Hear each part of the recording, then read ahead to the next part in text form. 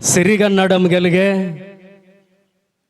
ಸಿರಿಗನ್ನಡಂ ಬಾಳ್ಗೆ ಎನ್ನುತ್ತಾ ಭಾರತ ಮಾತೆಯನ್ನ, ಕನ್ನಡದ ತಾಯಿಯನ್ನ, ಅನ್ನ ನೀಡುವ ನಮ್ಮ ರೈತರನ್ನ, ದೇಶ ಕಾಯುವ ಯೋಧರನ್ನ ಮನದಲ್ಲಿ ಸ್ಮರಣೆಯನ್ನ ಮಾಡಿ ಸಗರ ನಾಡಿನ ಹೆಮ್ಮೆಯ ಯಡ್ರಾಮಿ ತಾಲೂಕಿನಲ್ಲಿ ತಾಲೂಕಾ ಕನ್ನಡ ಸಾಹಿತ್ಯ ಪರಿಷತ್ತು ಆಯೋಜನೆ ಮಾಡಿದಂಥ 3ನೆಯ ಕನ್ನಡ ಸಾಹಿತ್ಯ ಸಮ್ಮೇಳನದ ಭವ್ಯ ಈ ಸಮಾರಂಭದಲ್ಲಿ ವೇದಿಕೆಯ ಮೇಲೆ ದಿವ್ಯ ಸಾನ್ನಿಧ್ಯವನ್ನು ವಹಿಸಿರ್ತಕ್ಕಂಥ ಪರಮ ಪೂಜ್ಯ ಶ್ರೀಗಳಾಗಿರ್ತಕ್ಕಂಥ ಶ್ರೀ ಮಣಿಪುರ ಸಿದ್ಧಲಿಂಗ ಮಹಾಸ್ವಾಮಿಗಳಲ್ಲಿ, ಪರಮ ಪೂಜ್ಯ ಶ್ರೀ ಕೆಂಚ ವೃಷಭೇಂದ್ರ ಶಿವಾಚಾರ್ಯರಲ್ಲಿ, ಪರಮ ಪೂಜ್ಯ ಶ್ರೀ ರುದ್ರಮುನಿ ಶಿವಾಚಾರ್ಯರಲ್ಲಿ, ನೂತನ ಮಠಾಧ್ಯಕ್ಷರಾಗಿದ್ದ ಪರಮ ಪೂಜ್ಯ ಶ್ರೀ ಶಬ್ರ ಏಕಾನಾಥ ಶಿವಾಚಾರ್ಯರಲ್ಲಿ ಸಾಷ್ಟಾಂಗ ಪ್ರಣಾಮಗಳನ್ನು ಸಲ್ಲಿಸುತ್ತಾ ಏಕಾಕ್ಷರ ನೋಡ್ರಿ, ಬಹಳ ಹೆಸರೇ ಅದ್ಭುತ ಇದು.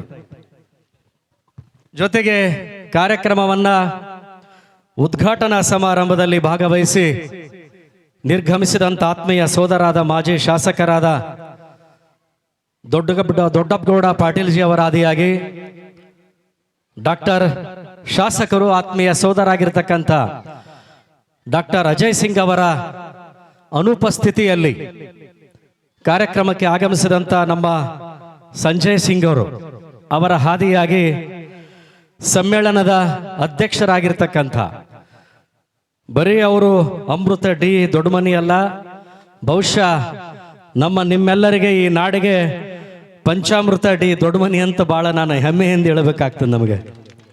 ಆ ನಿಟ್ಟಿನಲ್ಲಿ ಅವರಿಗೆ ನಿಮ್ಮೆಲ್ಲರ ಪರವಾಗಿ ಹೃದಯಪೂರ್ವಕವಾಗಿ ಈ ಸಂದರ್ಭದಲ್ಲಿ ಅಭಿನಂದನೆಗಳನ್ನು ಸಲ್ಲಿಸಿ, ಜಿಲ್ಲಾಧ್ಯಕ್ಷರಾಗಿರ್ತಕ್ಕಂಥ ತೇಗಲ್ ತಿಪ್ಪಿಯವರ ಆದಿಯಾಗಿ ವಯಸ್ಸು ನಾವು ಆಯ್ತಂತ ಹೇಳ್ತೀವಿ, ಸಜ್ಜನವರಿಗೆ ಕನ್ನಡಕ್ಕೆ ಯಾವುದೇ ವಯಸ್ಸು ನಿಗದಿ ಇಲ್ಲ, ಭಾಷೆಗೆ ಯಾವುದೇ ವಯಸ್ಸು ನಿಗದಿ ಇಲ್ಲ, ಮನಸ್ಸಿಗೆ ಯಾವುದು ವಯಸ್ಸು ನಿಗದಿ ಇಲ್ಲ ಅಂತಕ್ಕಂಥದ್ದನ್ನು ಸಜ್ಜನವರ ನೋಡಿದರೆ ಸಾಕು. ಕನ್ನಡ ಯಾವಾಗಲೂ ಚಿರಂಜೀವಿ ಅಂತಕ್ಕಂಥ ಸಂದೇಶವನ್ನು ಕೊಟ್ಟಿರ್ತಕ್ಕಂಥ ಸಜ್ಜನ್ ಸರ್ ಅವರಿಗೆ ಹೃದಯಪೂರ್ವಕವಾಗಿ ಎಲ್ಲರೂ ನಾವು ಧನ್ಯವಾದಗಳನ್ನು ನಾವು ಸಲ್ಲಿಸ್ತಾ ಇದ್ದೀವಿ. ಜೊತೆಗೆ ನಮ್ಮ ಜೇವರ್ಗಿ ತಾಲೂಕಿನ ಅಧ್ಯಕ್ಷರು ನಮ್ಮ SK ಬಿರಾದಾರ್ ಆದಿಯಾಗಿ ಅನೇಕ ಹೋಬಳಿ ಘಟಕದ, ನಗರ ಘಟಕದ ಕನ್ನಡದ ದೇವರುಗಳು ಬಂದಿದ್ದೀರಿ. ಜೊತೆಗೆ ನಮ್ಮ ಕಾರ್ಯಕ್ರಮದಲ್ಲಿ ಪರಮ ಪೂಜ್ಯ ಶ್ರೀ ಸಿದ್ಧ ಬಸವ ಕಬೀರಾನಂದ ಸ್ವಾಮಿಗಳಿಗೆ ವಿಶೇಷವಾಗಿ ಶರಣಾರ್ಥಿಗಳನ್ನು ಸಲ್ಲಿಸಿ ವೇದಿಕೆಯ ಮೇಲೆ ಸಾಹಿತಿಗಳಿದ್ದೀರಿ. ಸಮ್ಮೇಳನದ ಹಿಂದೆ ಆಗಿರ್ತಕ್ಕಂಥ ಅಧ್ಯಕ್ಷರು, ಮಾಜಿ ಅಧ್ಯಕ್ಷರಾಗಿರ್ಬೋದು, ಜೊತೆಗೆ ಅನೇಕ ಕ್ಷೇತ್ರಗಳಲ್ಲಿ ಸೇವೆ ಮಾಡತಕ್ಕಂಥ ಪ್ರತಿನಿಧಿಗಳು, ಎಲ್ಲ ಸಮಾಜದ, ಎಲ್ಲ ಪಕ್ಷದ ಕನ್ನಡದ ದೇವರುಗಳಿಗೆ ಮಾಧ್ಯಮದ ಮಿತ್ರರಾದಿಯಾಗಿ ಎದುರಿಗೆ ಕುಳಿತಿರ್ತಕ್ಕಂಥ, ಬಹುಶಃ ಹಸಿವಾದ್ರೂ ಕೂಡ ಕನ್ನಡದ ಮನಸ್ಸನ್ನು ಇಲ್ಲಿ ಕೇಂದ್ರೀಕರಿಸಿ ಕನ್ನಡ ತನವನ್ನು ಎತ್ತಿಡಿತಕ್ಕಂಥ ನನ್ನ ಕನ್ನಡದ ದೇವರುಗಳಿಗೆ ನಿಮ್ಮ ಸೇವಕನಾಗಿ ಅನಂತ ಶರಣಾರ್ಥಿಗಳನ್ನು ಈ ಸಂದರ್ಭದಲ್ಲಿ ಸಲ್ಲಿಸ್ತಾ ಇದ್ದೇನೆ. ನಾನು ಈಗಾಗಲೇ ಸಾಕಷ್ಟು ಗಣ್ಯರು ಮಾತಾಡಿದ್ದಾರೆ, ಮುಂದೆ ಕೂಡ ಪರಮ ಪೂಜ್ಯರು ಮಾತಾಡ್ತಾರೆ, ಸಮ್ಮೇಳನ ಅಧ್ಯಕ್ಷರು ಕೂಡ ಮಾತಾಡ್ತಾರೆ. ಹೀಗಾಗಿ ನೇರವಾಗಿ ವಿಷಯಕ್ಕೆ ಬಂದು ಕನ್ನಡ ಸಾಹಿತ್ಯ ಸಮ್ಮೇಳನ ಇಲ್ಲಿ ಆಗಿದೆ ಅಂದರೆ ನಾವು ಸಂಕಲ್ಪವನ್ನು ಮಾಡೋಣ. ಇನ್ನು ಮುಂದೆ ಯಾವುದೇ ಕಾರ್ಯಕ್ರಮಗಳು ಇರಲಿ, ನಮ್ಮ ಆಹ್ವಾನ ಪತ್ರಿಕೆ ಇರಬಹುದು, ಯಾವುದೇ ಪತ್ರಿಕೆ ಇದ್ದರೆ, ಶಾಲಾ ವಾರ್ಷಿಕೋತ್ಸವ ಇರಬಹುದು, ಏನಿದ್ರೂ ಮೊದಲು ಕನ್ನಡಕ್ಕೆ ಆದ್ಯತೆ ಕೊಡ್ರಿ ಅಂತ ನಾನು ನಿಮ್ಮಲ್ಲಿ ಕನ್ನಡದ ಭಿಕ್ಷೆಯನ್ನು ಬೇಡ್ತಾ ಇದ್ದೇನೆ. ನಾನು ಇವತ್ತಿನ ದಿನ ನಾವು ನೋಡ್ತಾ ಇದ್ದೀವಿ, ಆಹ್ವಾನ ಪತ್ರಿಕೆ ಎಲ್ಲ ಇಂಗ್ಲಿಷ್ಮಯ. ಕನ್ನಡದಲ್ಲಿ ಹುಟ್ಟಿ, ಕನ್ನಡದ ಗಾಳಿ, ಕನ್ನಡದ ನೀರು, ಕನ್ನಡದಲ್ಲಿ ಉಸಿರಾಡಿ ಇವತ್ತು ಪರಭಾಷೆಗೆ ದಾಸರಾಗ್ತಕ್ಕಂಥದ್ದನ್ನು ಭಾಳ ನೋಡಿ ವಿಷಾದ ಆಗ್ತಾ ಇದೆ. ದಯವಿಟ್ಟು ಆ ಕೆಲಸವನ್ನು ಬೇಡ. ಮಕ್ಕಳ ಹುಟ್ಟಿದಬ್ಬ ಇರಲಿ, ನಮ್ಮದು ಯಾವುದೇ ಕಾರ್ಯಕ್ರಮವಿರಲಿ, ಶಾಲಾ ವಾರ್ಷಿಕೋತ್ಸವ ಇರಲಿ, ಮದುವೆ ಆಹ್ವಾನ ಪತ್ರಿಕೆ ಇರಲಿ, ಮೊದಲು ಕನ್ನಡಕ್ಕೆ ಆದ್ಯತೆ ಕೊಡ್ರಿ ಅಂತ ನಾನು ನಿಮ್ಮಲ್ಲಿ ಮನವಿಯನ್ನು ಮಾಡ್ತಾ ಇದ್ದೆ. ನಾವೆಲ್ಲ ರೈತನ ಮಕ್ಕಳು. ಇವತ್ತು ಯಾರು ಇಲ್ಲಿ ಬ್ರಿಟಿಷರ ಸಂಸ್ಕಾರ ಇಲ್ಲಿಲ್ಲ, ಅದು ನಮ್ಮ ಕನ್ನಡದ ಸಂಸ್ಕಾರ. ಬರೀ 2000 ಕನ್ನಡಕ್ಕೆ ಇತಿಹಾಸ ಅಲ್ಲ, ಸಾವಿರಾರು ವರ್ಷಗಳ ಇತಿಹಾಸ ಕನ್ನಡದ ಭಾಷೆಗೆ ಇದೆ. ಮನುಷ್ಯ ಯಾವತ್ತು ಹುಟ್ಟಿದ ಅವತ್ತೇ ಕನ್ನಡದ ಭಾಷೆ ಹುಟ್ಟಿದೆ ಅಂತಕ್ಕಂಥದ್ದನ್ನು ನಾವು ತಿಳಿಬೇಕಾಗಿದೆ. ಹೀಗಾಗಿ ಆ ಭಾಷೆಗೆ ಗೌರವವನ್ನು ಕೊಡೋಣ. ಯಾರೋ ಒಬ್ಬರು ರೇಷ್ಮೆ ಸೀರೆ, ಯಾರೋ ಒಬ್ಬರು ರೇಷ್ಮೆ ಅಂಗಿ ಹಾಕೊಂಡ್ರಂತ ಅಪ್ಪ ಅಮ್ಮ ಅನ್ನೋಕ್ಕೆ ಸಾಧ್ಯ ಇಲ್ಲ. ನಮ್ಮನ್ನು ಹೊತ್ತು ಎತ್ತ ಯಾರು ಬೆಳೆಸಿರ್ತಾರೆ ಅವರಿಗೆ ತಂದೆ ತಾಯಿ ಅಂತ ಹೇಗಂತೀವಿ, ಈ ನಾಡಲ್ಲೇ ಹುಟ್ಟಿದೆ ಮಾಡಿ ಕನ್ನಡದ ಭಾಷೆಗೆ ಗೌರವ ಕೊಡಬೇಕಂತ ನಾನು ನಿಮ್ಮಲ್ಲಿ ಮನವಿಯನ್ನು ಮಾಡ್ತಾ ಇದ್ದೆ ನಾನು. ಹೀಗಾಗಿ ಪ್ರತಿ ಪ್ರಜಾಸೌಧ ಏನಾಗ್ತಾ ಇವೆ ರಾಜ್ಯದಲ್ಲಿ, ಕನ್ನಡದ ಭುವನೇಶ್ವರಿ ಮೂರ್ತಿಯನ್ನು ಸ್ಥಾಪನೆ ಮಾಡಬೇಕಂತ ನಾನು ಸಮ್ಮೇಳನ ಅಧ್ಯಕ್ಷರಲ್ಲಿ ವಿನಂತಿ ಮಾಡ್ತಾ ಇದ್ದೆ ನಾನು. ಇವತ್ತು ನಾವು ಜಾತಿಗೊಬ್ಬ ಮಹಾನ್ ನಾಯಕರನ್ನ ಜಾತಿಗೊಬ್ಬರು ನಾಯಕ ಮಾಡ್ಕೊಂಡೀವಿ, ಸಮುದಾಯಕ್ಕೊಬ್ಬ ಜಗದ್ಗುರು ಮಾಡ್ಕೊಂಡಿದ್ದೀವಿ. ನಾವು ಎಲ್ಲಿ ಇದ್ದೀವಿ, ಯಾವ ನಾಡಿನಲ್ಲಿದ್ದೀವಿ, ನಮಗೆ ಅನ್ನ ನೀರು ಕೊಟ್ಟದು ಯಾವುದಂತಕ್ಕಂಥದ್ದನ್ನು ಮರೆಯುವಂಥ ಕಾಲದಲ್ಲಿ ಪ್ರತಿ ಪ್ರಜಾಸೌಧದಲ್ಲಿ ಕನ್ನಡ ಭುವನೇಶ್ವರಿಯ ಮೂರ್ತಿಯನ್ನು ಸ್ಥಾಪನೆ ಮಾಡಬೇಕಂತ ನಾನು ಕನ್ನಡ ಒಬ್ಬ ಸೇವಕನಾಗಿ ವಿನಂತಿ ಮಾಡ್ತಾ ಇದ್ದೀನಿ ನಾನು. ಇವತ್ತು ರಾಜ್ಯ ಸರ್ಕಾರಕ್ಕೆ ಈ ಸಂದರ್ಭದಲ್ಲಿ ಆಗ್ರಹವನ್ನು ಮಾಡ್ತಾ ಇದ್ದೀವಿ. ಯಾವ ರೈತನಿಗೆ 5 ಎಕರೆಗಿಂತ ಕಡಿಮೆ ಜಮೀನಿದೆ, ಆ ಮಕ್ಕಳಿಗೆ ಮುಂದಿನ ದಿನ ನೌಕರಿಯಲ್ಲಿ 10% ಮೀಸಲಾತಿ ನೀಡಬೇಕಂತ ನಾವು ಆಗ್ರಹವನ್ನು ಮಾಡ್ತಾ ಇದ್ದೀನಿ ನಾನು. ಗಡಿ ಭಾಗದಲ್ಲಿ ಯಾರೋ ಕನ್ನಡಿಗರು ಓದ್ತಾ ಇದ್ದಾರೆ, ಅವರಿಗೆ ನೌಕರಿಯಲ್ಲಿ ಕನ್ನಡದ ಯಾರಿರ್ತಾರೆ ಅವರಿಗೆ ಮೀಸಲಾತಿಯನ್ನು ಕೊಡಬೇಕಂತ ನಾನು ಸರ್ಕಾರಕ್ಕೆ ಆಗ್ರಹವನ್ನು ಮಾಡ್ತಾ ಇದ್ದೀನಿ ನಾನು. 1ನೇ ತರಗತಿಯಿಂದ 10ನೇ ತರಗತಿವರೆಗೆ ಯಾರು ನಮ್ಮ ಮಕ್ಕಳು ಓದ್ತಾರೆ ಅವರಿಗೆ 10% ನೌಕರಿಯಲ್ಲಿ ಮೀಸಲಾತಿ ನೀಡಬೇಕಂತ ಸರ್ಕಾರಕ್ಕೆ ನಾವು ಆಗ್ರಹವನ್ನು ಮಾಡ್ತಾ ಇದ್ದೀವಿ. ಈ ನಿಟ್ಟಿನಲ್ಲಿ ದಯವಿಟ್ಟು ನಾನು ಪಾಲಕ ಮತ್ತು ಪೋಷಕರಲ್ಲಿ ವಿನಂತಿ ಮಾಡ್ತಾ ಇದ್ದೀನಿ, ಕನ್ನಡದ ಗ್ರಂಥಗಳನ್ನು ನಮ್ಮ ಮಕ್ಕಳಿಗೆ ಓದಿಸೋಣ, ಕನ್ನಡದ ವಚನಗಳನ್ನು ನಮ್ಮ ಮಕ್ಕಳಿಗೆ ಓದಿಸೋಣ. ಅಪ್ಪ ಅಮ್ಮ ಸಣ್ಣಮ್ಮ ಚಿಕ್ಕಪ್ಪ ಇಂಥ ಭಾಷೆಯನ್ನು ನಮ್ಮ ಮಕ್ಕಳ ಜೊತೆಗೆ ಆಡೋಣ.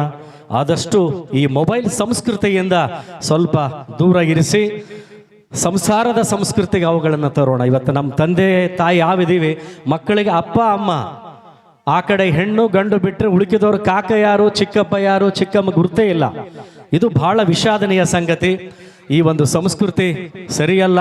ಈ ಸೆಲ್ಫಿ ಎಂಬ ಮೊಬೈಲ್ನಲ್ಲಿ ಜೀವನ ಕೂಡ ಸೆಲ್ಫಿ ಆಗ್ತಾ ಇದೆ. ಇದು ಕನ್ನಡದ ಸಂಸ್ಕೃತಿಯಲ್ಲ. ನಾವು ಬದುಕಿ ನಮ್ಮವರನ್ನು ಬದುಕಿಸುವುದೇ ಅದು ಕನ್ನಡದ ಸಂಸ್ಕೃತಿ. ಎದುರಿಸುವವರು ಹಲವರು, ಎದುರುವವರು ಕೆಲವರು, ಎದುರು ಓಡಿ ಹೋಗುವವರು ಮೂರ್ಖರು, ಎದರ ನಿಂತೆ ವಿಜಯ ಸಾಧಿಸುವವರು ಕನ್ನಡಿಗರು ಅಂತಕ್ಕಂಥ ಮಾತನ್ನು ಈ ಸಂದರ್ಭದಲ್ಲ ಹೇಳಿ ಕನ್ನಡವನ್ನು ಉಳಿಸೋಣ, ಕನ್ನಡವನ್ನು ಬೆಳೆಸೋಣ ಅಂತ ಹೇಳಿ ಒಂದು ಕನ್ನಡದ ನುಡಿಯನ್ನು ಆಡಬೇಕಂತ ನಮ್ಮ ಸೋದರಾಗಿರ್ತಕ್ಕಂಥ ಭಗವಂತಣ್ಣವರು, ವಿಶ್ವನಾಥ್ ಪಾಟೀಲ್ರು, ಜೊತೆಗೆ ನಮ್ಮ ಡಾಕ್ಟರ್ ಧರ್ಮಣ್ಣ ಇಲ್ಲಿ ಭಾಳ ಒಳ್ಳೆಯ, ಯಾಕಂದರೆ ನಮಗೆ ನೋಡಿದೆ ಅನೇಕ ಮಹನೀಯರು ತಮ್ಮದೇ ಆದಂಥ ಬರವಣಿಗೆಯಲ್ಲಿ ಕನ್ನಡದ ಪುಸ್ತಕಗಳನ್ನು ಬರೆದಿದ್ದಾರೆ. ವಿಶೇಷವಾಗಿ ಅವರ ಕನ್ನಡ ಪ್ರೀತಿಗೆ ನಾನು ಅನಂತ ಧನ್ಯವಾದಗಳನ್ನು ಸಲ್ಲಿಸ್ತಾ ಇದ್ದೀನಿ ನಾನು.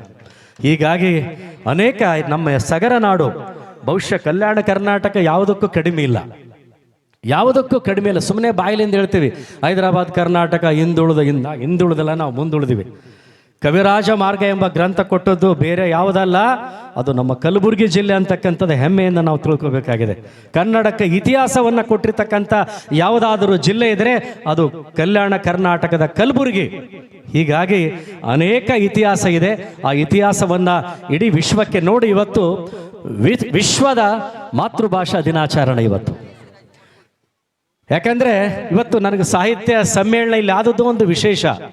ಮಾತೃಭಾಷಾ ದಿನ. ಕನ್ನಡದ ಭಾಷೆಯನ್ನು ಮಾತೃ ಅಂತ ಹೇಳ್ತೀವಿ, ಯಾಕಂದರೆ ತಾಯಿ ಭಾಷೆ, ಕರುಳಿನ ಭಾಷೆ, ಅದಕ್ಕೆ ಕನ್ನಡ ಭಾಷೆಗೆ ಹೇಳಿದರು. ಹೀಗಾಗಿ ಇಂಥ ಪವಿತ್ರವಾಗಿರ್ತಕ್ಕಂಥ ದಿನದಲ್ಲಿ ಸಾಹಿತ್ಯ ಸಮ್ಮೇಳನ ಇವತ್ತು ಇತಿಹಾಸ ಪುಟದಲ್ಲಿ ಸೇರಿತು.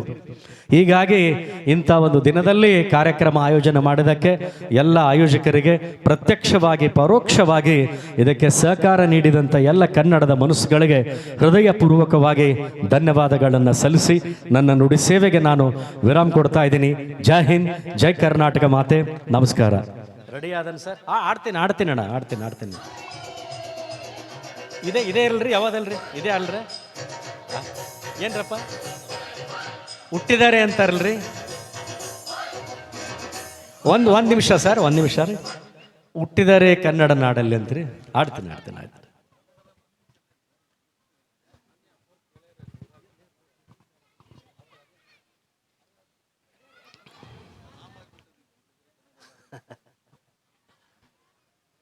ಬಹುಶಃ ಎಲ್ಲ ಮಂದಿಗೆ ಹಸುವಾಗಿರ್ಬೇಕಲ್ಲಣ್ಣ, ಎಲ್ಲ ಆಗಿರ್ಬೇಕ್ರಿ. ಇದೇ ಕನ್ನಡದ ಪ್ರೀತಿ ರೀ.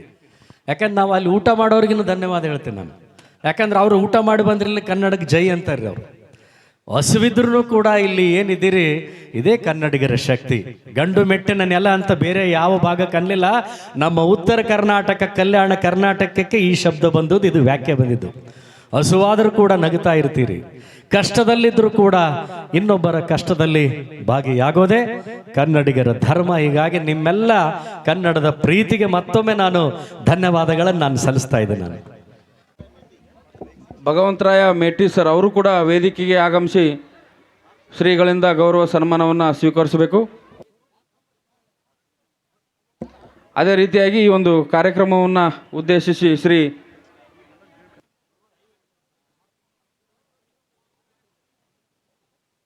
ಶ್ರೀ ನಿಜಲಿಂಗ್ ದೊಡ್ಡಮನಿ ಅಣ್ಣನವರು ಈ ಒಂದು ಕಾರ್ಯಕ್ರಮವನ್ನು ಉದ್ದೇಶಿಸಿ ಮಾತನಾಡಬೇಕಾಗಿ ತಮ್ಮಲ್ಲಿ ವಿನಂತಿ ಮಾಡ್ಕೊಳ್ತೇನೆ.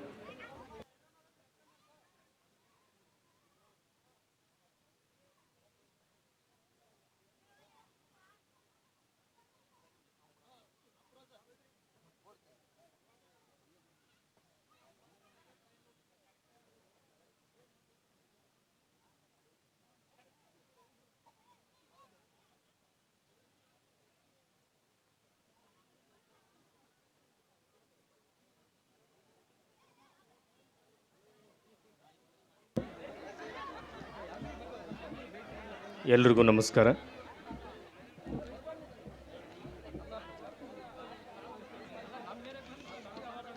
ಕನ್ನಡ ಸಾಹಿತ್ಯ ಪರಿಷತ್ತು ಯಡ್ರಾಮಿ ತಾಲೂಕಾ 3ನೇ ಕನ್ನಡ ಸಾಹಿತ್ಯ ಸಮ್ಮೇಳನದ ನುಡಿಜಾತ್ರೆಯಲ್ಲಿ ಈ ವೇದಿಕೆ ಮೇಲೆ ಆಸೀನರಾಗಿರ್ತಕ್ಕಂತಹ ಸಾನ್ನಿಧ್ಯವನ್ನು ವಹಿಸಿರ್ತಕ್ಕಂತಹ ಸ್ವಾಮೀಜಿಯವರೇ,